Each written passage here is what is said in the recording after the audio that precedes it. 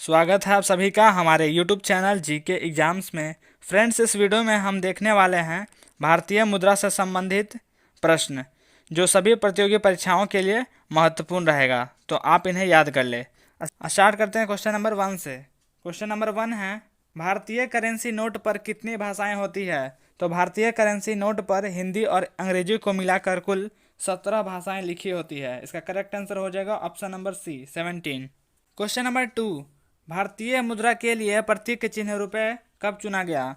तो भारतीय मुद्रा के लिए प्रतीक चिन्ह रुपए जो है उसको 2010 में चुना गया था। इसका करेक्ट आंसर हो जाएगा ऑप्शन नंबर बी 2010।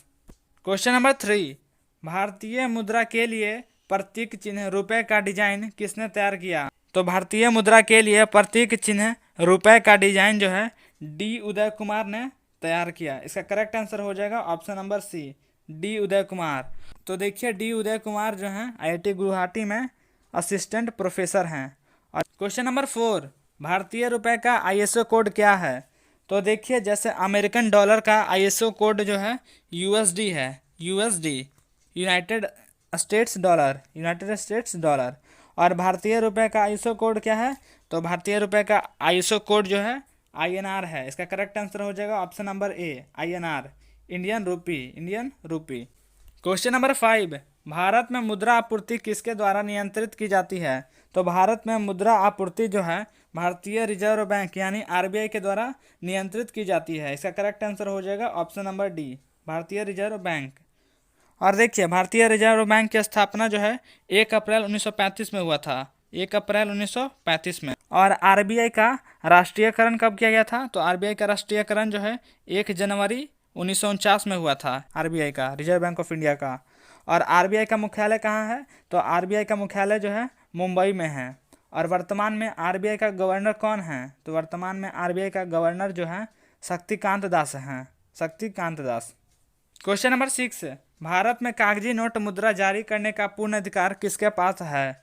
तो भारत में 1 रुपए के नोट को छोड़कर बाकी सभी नोट जारी करने का पूर्ण अधिकार जो है रिजर्व बैंक ऑफ इंडिया के पास है। इसका करेक्ट आंसर हो जाएगा option number B Reserve Bank of India यानी आरबीआई के पास है। क्वेश्चन नंबर 7, 1 रुपए के नोट को कौन जारी करता है? तो देखिए, 1 रुपए का जो भारतीय नोट है उसे वित्त मंत्रालय जारी करता है। इसका करेक्ट आंसर हो जाएगा ऑप्शन नंबर सी वित्त मंत्रालय। और इस 1 रुपए के नोट पर किसका हस्ताक्षर यानी सिग्नेचर होता है? तो इस 1 रुपए के नोट पर वित्त सचिव यानी फाइनेंस सेक्रेटरी का सिग्नेचर होता है, तो इन्हें भी आप ध्यान रखना। क्वेश्चन नंबर 8, 1 रुपए के नोट पर किसका हस्ताक्षर रहता है? तो 1 रुपए के नोट पर वित्त सचिव यानी फाइनेंस सेक्रेटरी का हस्ताक्षर रहता है। इसका करेक्ट आंसर हो जाएगा ऑप्शन नंबर सी वित्त सचिव, इंग्लिश में बोलते हैं इसको finance secretary. Question number 9, Bharat में सिक्के जारी करने के लिए कौन अधिकृत है? तो भारत में सिक्के जारी करने के लिए वित्त मंत्रालय अधिकृत है। इसका करेक्ट आंसर हो जाएगा ऑप्शन नंबर ए वित्त मंत्रालय। क्वेश्चन नंबर 10, 2000 रुपये के नए नोट पर पीछे की तरफ किसकी आकृति छपी है? तो 2000 रुपये के नए नोट पर पीछे की तरफ मंगलयान की आकृति छपी है। इसका करेक्ट आंसर हो जाएगा ऑप्शन नंबर सी मंगलयान। और देखिए, मंगलयान को कब लॉन्च किया गया था? तो मंगलयान को जो है 5 नवंबर 2013 को लॉन्च किया गया था। और कहाँ से लॉन्च किया गया था? तो आंध्र प्रदेश के श्रीहरिकोटा के सतीश धवन अंतरिक्ष केंद्र से। और किस प्रक्षेपण यान से इसे लॉन्च किया गया था? तो यह लॉन्च किया गया था PSLV C-25 प्रक्षेपण यान से लॉन्च किया गया था। और यह मंगल की कक्षा में कब प्रवेश किया था? तो यह मंगल की कक्षा में 24 सितंबर 2014 को प्रवेश किया था। ठीक है। क्वेश्चन नंबर 11, 500 रुपये के नए नोट पर पीछे की ओर किसकी आकृति बनी है? तो 500 रुपये के नए नोट पर पीछे की ओर लाल किला की आकृति बनी हुई है। इसका करेक्ट आंसर हो जाएगा option number A Lal Qila. और दिल्ली में स्थित लाल किले का निर्माण जो है मुगल बादशाह शाहजहां ने करवाया था। क्वेश्चन नंबर 12, 200 रुपये के नए नोट पर पीछे की ओर किसकी तस्वीर छपी हुई है? तो 200 रुपये के नए नोट पर पीछे की ओर सांची स्तूप की तस्वीर छपी हुई है। इसका करेक्ट आंसर हो जाएगा ऑप्शन नंबर ए सांची स्तूप। और सांची का स्तूप कहाँ पर स्थित है? तो सांची का स्तूप जो है मध्य प्रदेश में स्थित है। ठीक है। और सांची का स्तूप जो है बौद्ध धर्म से संबंधित है, बौद्ध धर्म से। और सांची स्तूप का निर्माण किसने करवाया था?